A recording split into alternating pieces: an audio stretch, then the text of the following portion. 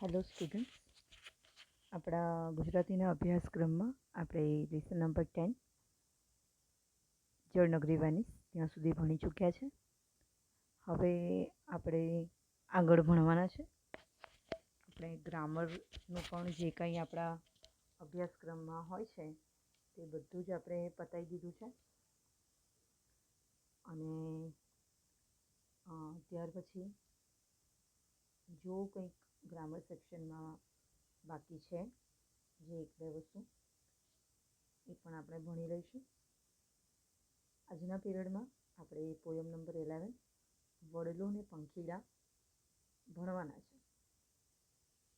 આપણને ટાઇટલ પરથી જ ખબર પડે છે કે અહીંયા વડ અને પંખીડા વિશેની વાત કવિ શ્રી દુલા કાગે કરેલી છે.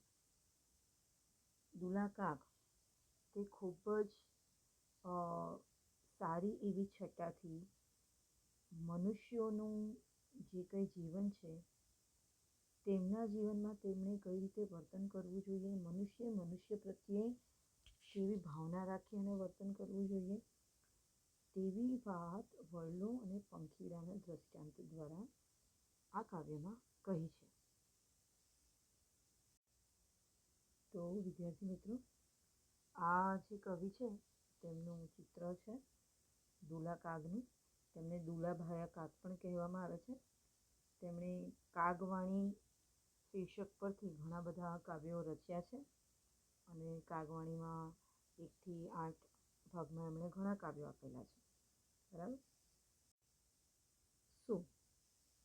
આપણે જોઈ લઈએ દુલા કાગના જન્મની માહિતી અને તેમના જીવનની માહિતી વિશે, તેમના કાવ્યો વિશે, અને ત્યાર પછી આ કાવ્યમાં શું કહેવા માંગે છે કવિશ્રી તેમના વિશેની પણ થોડી ઇન્ફોર્મેશન લઈ લઈએ. ઓકે.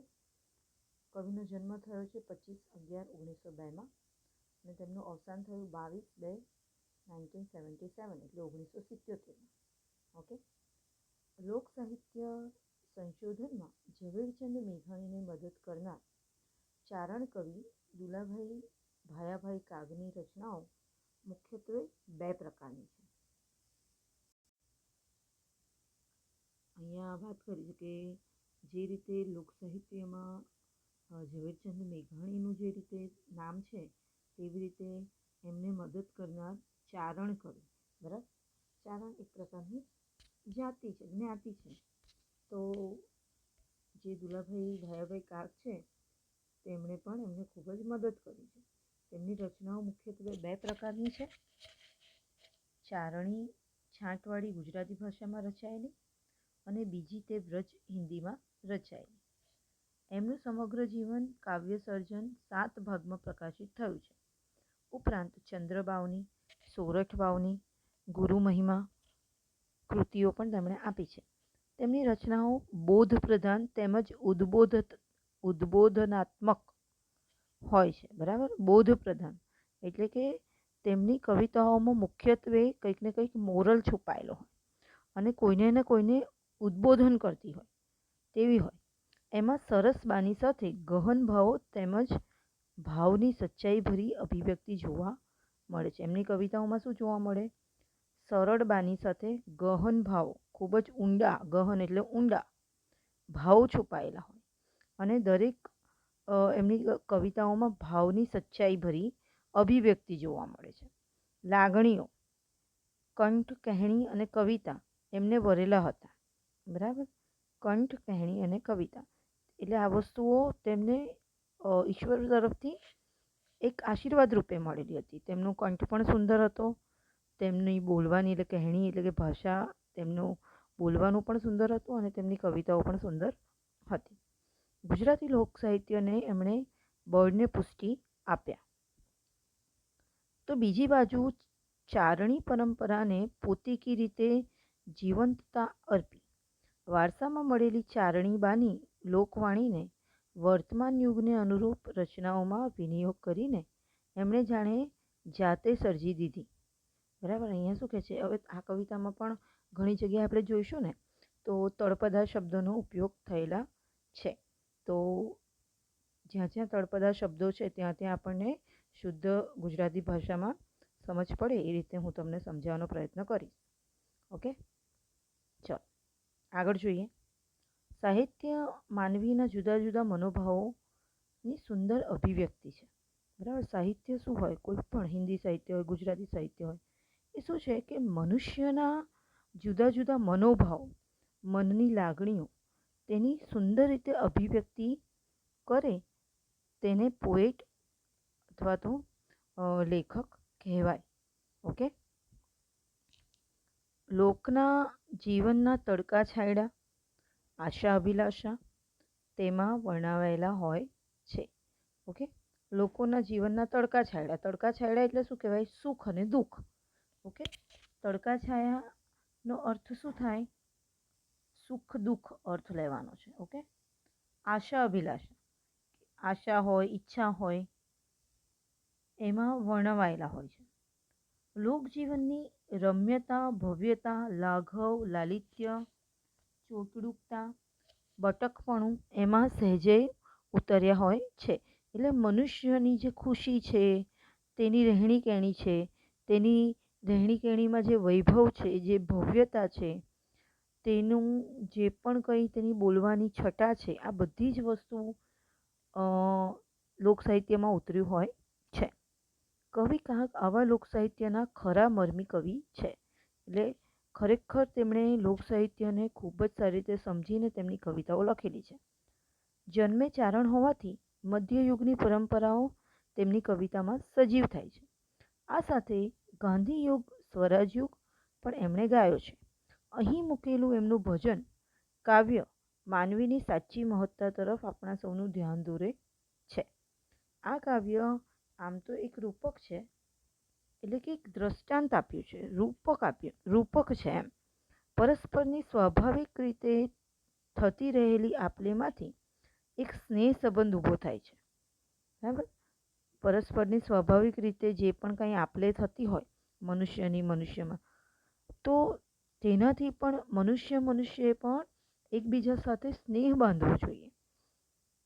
તો આવો જ સ્નેહ સંબંધ અને આવા જ સ્નેહની ભાવનાના સંબંધે જોડાયેલ બે વ્યક્તિ કે બે સમૂહ એકબીજા સાથે એવા ઓતપ્રોત હોય છે કે જીવનની ગમે તેટલી મોટી મુસીબતો પણ એમને છૂટા પાડી શકતી નથી. બરાબર, અહીંયા વડ અને પંખીડાના રૂપક દ્વારા આપણે સમજાવવામાં આવ્યું છે કે કોઈક પણ વ્યક્તિની કોઈ નજીવી વસ્તુની કે કોઈક પણ એવી આપલે હોય તો એનાથી એવો સ્નેહ સંબંધ બંધાઈ જાય છે બે વ્યક્તિઓ પ્રત્યે કે ગમે તેવી મુસીબતો પણ એને છૂટા ન પાડી શકે. આગળ જોઈશું. પંખીડાને પાંખો હોવા છતાં વડલાને તજી દેવા કરતાં તેઓ સાથે જ મરવાનું પસંદ કરી અને પરસ્પરના અતૂટ સ્નેહ તાંતણાને દ્રઢ બનાવી આપણને મૂલ્યવાન શીખ પહોંચાડે છે. શું કહે છે કે આ કાવ્યમાં જે રીતે કહેવામાં આવ્યું છે કે વડ પંખીને કહે છે, હવે એકચ્યુઅલમાં થયું છે શું કે જંગલમાં દાવાનળ ફાટી નીકળ્યો છે. દાવાનળ એટલે કે ફોરેસ્ટમાં જે જાતે આગ લાગી જાય ને તે. તો જંગલમાં દાવાનળ ફાટી નીકળ્યો છે એટલે વડને એવું થાય છે કે હવે હું બળી જવાનો છું, હું સળગી જવાનો છું. તો એની ઉપર જે વડ ઉપર જે પંખીઓ વસે છે તેની પ્રત્યે એને ખૂબ લાગણી છે. એટલે વડ પંખીઓને કહે છે. બરાબર, એકચ્યુઅલીમાં અહીંયા કવિ આપણને સમજાવવા માંગે છે. કોઈ પણ વડ પંખીઓને કહેવાનું નથી. આપણે જાણીએ છીએ કે વૃક્ષો વાતચીત નથી કરી શકતા. બરાબર, પણ એક રૂપક આપવામાં આવ્યું છે કે મનુષ્ય જો બીજા મનુષ્યની આટલી કાળજી લે તો તેમનું જીવન કેટલું સુંદર બની શકે. ઓકે, તો વડ પંખીઓને શું કહે છે કે હવે આગ બધે ફાટી નીકળી છે અને એની જ્વાળાઓ ખૂબ જ ઊંચી ઉડી રહી છે, સળગી રહી છે. તો તમે અહીંયાથી જતા રહો, કારણ કે તમારી પાસે પાંખો છે તો તમે ઉડી શકો છો. મારી પાસે કંઈ ઓપ્શન છે નહીં, તો તમે અહીંયાથી જતા રહો જેથી તમે તમારો જીવ બચાવી શકો. અને ભવિષ્યમાં એવું બને કે હું આખો સળગી જાઉં તો તમારા મીઠા બોલ જે અત્યાર સુધી મેં સાંભળ્યા છે તો મારી રાખ ઉપર આવીને તમે બોલજો. ત્યારે પંખીઓ તેમને ઉત્તર આપે છે કે અમે તમારા સુંદર મીઠા ફળો ખાધા અને અમે ખૂબ જ આનંદ કિલ્લોલ કર્યો, અમારા માળા બાંધ્યા તમારી ઉપર, અમારા બચ્ચા ઉછેર્યા તમારી ઉપર, તો હમણાં મુસીબતના સમયે અમે તમને કેવી રીતે છોડી શકીએ? તો અમે ખૂબ જ દુર્જન ઠરીએ, એવું વાત કરે છે. પંખીઓ એવો જવાબ આપે છે અને એ પોતે વડ સાથે જ મરવાનું પસંદ કરે છે. બરાબર? એટલે મુસીબતના સમયે પોતાના મિત્રનો સાથ ન છોડવો જોઈએ, એવી વાત અહીંયા કવિ દુલાભાયા કાગ સમજાવે છે. ઓકે, ચલો આપણે કાવ્ય સમજીએ ધીમે ધીમે. પહેલાં જે છે આટલે સુધી તે વડ પંખીને કહેશે. ઓકે, અને ત્યાર પછી પંખીઓ એવું લખેલું છે ને, જો અહીંયા 1 મિનિટ, જો અહીંયા પંખીઓ શબ્દ લખેલો છે. ઓકે, તો અહીંયાથી જે આગળ પંખીઓ વડને જવાબ આપે છે, તો આગળનું જે કાવ્ય છે તે પંખીઓ કહેશે વડને. ઓકે, ચલો. ઓકે, વડલો કહે વનરાયું સળગી, મૂકી દિયોને જૂના માળા, ઉડી જાઓ પંખી પાંખુવાળા. આભે અળિયા સેન ગગનના, આભે અળિયા સેન અગનના, ઢળિયા આ દસ ઢાળા, આ ઘડીએ ચડી ચોટ અમોને, ઝડપી લેશે જ્વાળા, ઉડી જાઓ પંખી પાંખોવાળા. બોલ તમારા હૈયામાં બેઠા, રૂડા ને રસવાળા, કોક દી આવી ટહુકી જાજો, મરી રાખ ઉપર રૂપાળા, ઉડી જાઓ પંખી પાંખો વાળા. પ્રેમી પંખીડા પાછા નહીં મળીએ, આ વનમાં વિગતાળા, પડદા આડા મોતના પડ્યા, તે પર ચડિયા તાળા, ઉડી જાઓ પંખી પાંખો વાળા. જો સ્ટુડન્ટ્સ, આ રીતની જંગલમાં આગ ફાટી નીકળતી હોય છે અને આવી આગની લપેટમાં ઘણા બધા પશુ અને પંખીઓ પણ મોતને અધીન થતા હોય છે. માટે વડ પંખીઓને શિખામણ આપે છે કે તમારી પાસે તો પાંખો છે તો તમે ઉડી શકો છો. ઓકે, કારણ કે આટલી મોટી જ્વાળાઓ સળગી છે તો આનાથી તમારે તમારી રક્ષા કરવી જોઈએ.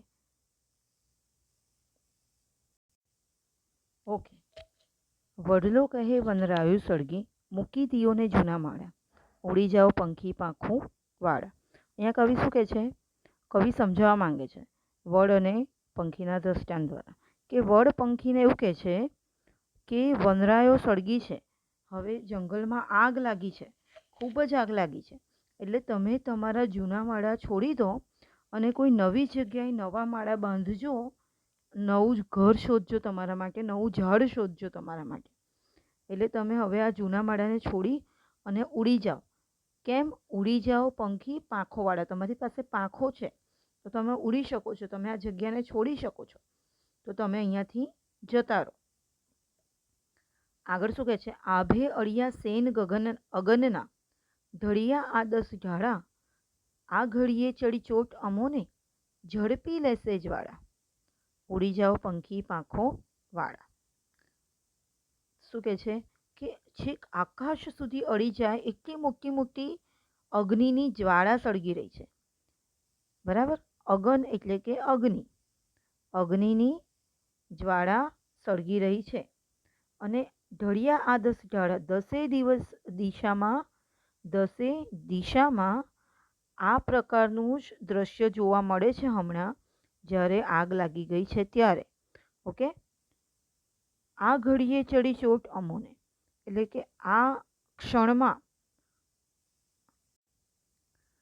આ જ ક્ષણમાં, હમણાં જ અમે મૃત્યુને આધીન થઈ જઈશું અને અમને અગ્નિની જ્વાળા ઝડપી લેશે, અમે એના સકંજામાં આવી જઈશું, અમે એની લપેટમાં આવી જઈશું, એટલે તમે જલ્દીથી ઉડી જાઓ. બોલ તમારા હૈયામાં બેઠા, રૂડા ને રસવાળા, કોક દી આવી ટહુકી જાજો, મરી રાખ ઉપર રૂપાળા. શું કહે છે આગળ? વડલો કહે છે કે મારા હૃદયમાં તમારા સુંદર મીઠા બોલ હજુ સંભળાયા કરે છે, બોલ તમારા હૈયામાં બેઠા, તમારા બોલ મારા હૃદયમાં બેઠા છે. એટલે કે મને યાદ છે અને હું ખૂબ આનંદ અનુભવું છું કે તમે કેટલી સુંદર રીતે મારા ઝાડ પર બેસીને મીઠા મધુરા ગીતો ગાતા હતા. રૂડા અને રસવાડા, સુંદર અને ખૂબ જ મધુર ગીતો ગાતા હતા. રસવાડા એટલે કે ઇન્ટરેસ્ટિંગ થાય, મધુર થાય, અહીંયા મધુર લેવાના છે, બરાબર. કોક દી આવી ટહુકી જાજો મારી રાખ ઉપર રૂપાડા. હવે મને અગ્નિની જ્વાળા મને એની લપેટમાં લઈ લેવાની છે, તો તમે કોઈક દિવસ મારા પર આવીને ટહુકી જાજો જ્યારે હું રાખ બની જઈશ. હું આખું સળગી જવાનો છું, એટલે હું એકદમ રાખ બની જવાનો છું. પણ તમે મારા ઉપર હેતપ્રેમ ન છોડશો અને મારી રાખ ઉપર પણ આવીને ટહુકા કરજો, એટલે મને આનંદની અનુભૂતિ થયા કરે. આગળ જોઈએ. પ્રેમી પંખીડા પાછા નહીં મળીએ, આ વનમાં વિગતાડા, પડદા આડા મોતના પડ્યા, તે પર જડિયા તાળા. શું કહે છે આગળ? જે વર્ડ છે તે એમ કહે છે કે પંખીઓ હવે આપણે પાછા મળવાના નથી. આ જન્મમાં હવે આપણે પાછા નહીં મળી શકીએ અને જેટલો સમય આપણે વનમાં વિતાવ્યો છે તે હવે પાછો આવવાનો નથી. જંગલમાં જેટલો સમય વિતાવ્યો છે તે હવે પાછો મળવાનો નથી. કેમ? કારણ કે મારી સમક્ષ મોતનું દ્રશ્ય છે. પડદા આડા મોતના પડ્યા એટલે કે મારી સમક્ષ મોતનું દ્રશ્ય છે. મોત મારી સામે આવીને ઊભી છે, એટલે હું આગની લપેટમાં આવી જ જવાનું છું. અને તેના ઉપર જડિયા તાળા, ઉડી જાઓ પંખી પાંખો વાળા. એટલે એ વાત નક્કી છે અને એ વસ્તુ ટાળી શકવાનું નથી કોઈ. ઓકે, તો હે પંખી તમે જલ્દીથી ઉડી જાઓ. હવે પંખીઓ વર્ડનો આ બધી વર્ડે જે વાત કરી તેનો જવાબ આપશે. પંખીઓ જવાબ આપશે તે કહે છે, આશરે તારે ઈંડા ઉછેર્યા, આશરે તારે ઈંડા ઉછેર્યા, ફળ ખાધા રસવાળા, મરવા વખતે સાથ છોડી દે એ મોહડા મશવાળા. ઉડી જઈશું, અહીંયા ઉડી જાઓ પંખી પાંખોવાળા એ લાઈન કન્ટિન્યુ કરી છે. તો અહીંયા શું કહે છે? જો અહીંયા થોડા ઘણા પિક્ચર્સ મેં સેવ કરીને રાખ્યા છે, હું તમને બતાવું. અહીંયા પંખીઓ કહે છે ને કે આશરે તારે ઈંડા ઉછેર્યા. ઝાડ ઉપર ઝાડના આશરે એટલે કે એનો આશ્રય લઈને, એનો આધાર લઈને પંખીઓ જે રીતે માળા બાંધે છે, ઈંડા ઉછેરે છે, બરાબર, તેના બચ્ચાઓને મોટા કરે છે, તેના ફ્રૂટ્સ ખાય છે. ઓકે, ઝાડ પર જે પણ કંઈ ફ્રૂટ્સ હોય તે પણ તેઓ ખાતા હોય છે. જો પંખીઓ શું એનો પ્રત્યુત્તર આપે છે કે આશરે તારે ઈંડા ઉછેર્યા, એટલે તારો આધાર લઈને અમે અમારું ઘર બાંધ્યું, અમે પોતાના બાળકોને મોટા કર્યા, ઈંડા ઉછેર્યા, અમે તારો આધાર લઈને તારા ઉપર જે કંઈ ફ્રૂટ્સ હતા તે ખાધા છે. ફળ ખાધા રસવાળા, ખૂબ જ સુંદર મીઠા ફળો ખાધા છે. મરવા વખતે સાથ છોડી દે એ મોડા મશવાળા. મોત સમયે, મરવા સમયે અમે તારો સાથ છોડી દે, એ તો કાળું મોઢું કર્યા બરાબર છે. એ મોડા મશવાળા એટલે કે જેણે ખરાબ કામ કર્યું હોય અને શરમથી એનું મોઢું કાળું થઈ જાય, તેવી જ રીતે એ તો એક દુર્જનનું કામ કહેવાય. કોઈ આટલું બધું તારો લાભ લીધો હોય અને ત્યાર પછી અમે તારો સાથ છોડી દઈએ તો તે અમારા ઉપર લાંછન લાગ્યું કહેવાય, એવો અર્થ લેવાનો છે, બરાબર. આગળ જોઈએ. ભેળા મરશું, ભેળા જન્મશું, તારે માથે કરશું માળા, કાગ કહે આપણે ભેળા બળશું, ભેળા ભરશું ઉચાળા. શું કહે છે?